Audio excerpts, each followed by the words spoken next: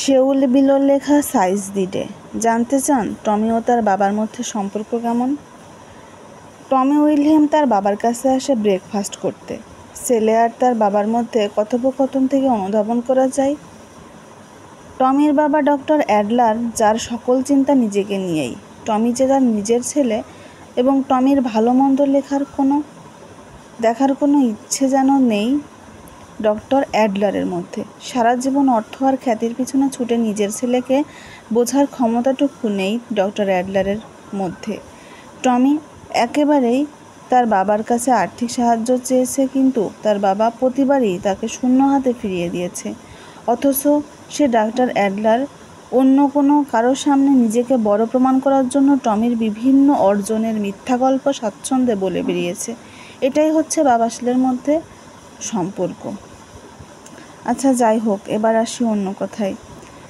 এরপর টমি শেয়ার মার্কেটের ইনভেস্ট করা শেয়ার দেখতে যায়, কিন্তু সেখানেও তাকে হতাশ হয়ে ফিরে আসতে হয়। টমি দেখে দ্রব্যমূল্যের দাম অবিশ্বাস্য রকম কমে গেছে। শেয়ার মূল্য বাড়বে বলে অপেক্ষা করতে থাকে টমি, কিন্তু মূল্য তো বাড়েই না, বরং আরও কমে যায়। অন্যদিকে ডক্টর টামকিন টমির থেকে টাকা ধার নিয়ে অদ্ভুতভাবে বেপাত্তা হয়ে যায়। টমি তাকে খুঁজতে চেষ্টা করে, কিন্তু কোথাও খুঁজে না পায় তাকে। টমি বুঝতে পারে ডক্টর টমকিনের ফাঁদে পা দিয়েছে টমি, তাই তাকে ঠকতে হয়েছে শেষ পর্যন্ত।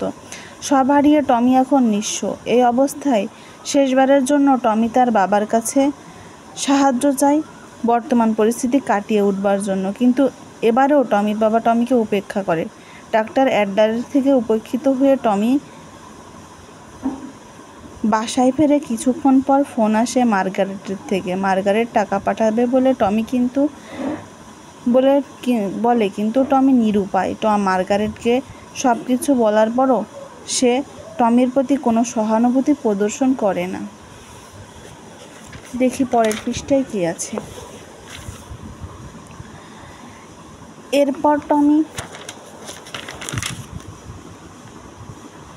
ওখান থেকে বের হয়ে রাস্তায় আসে। হঠাৎ টমির যেন মনে হয় সে টামকিনকে দেখতে পেয়েছে একটা ফ্যানারেলে।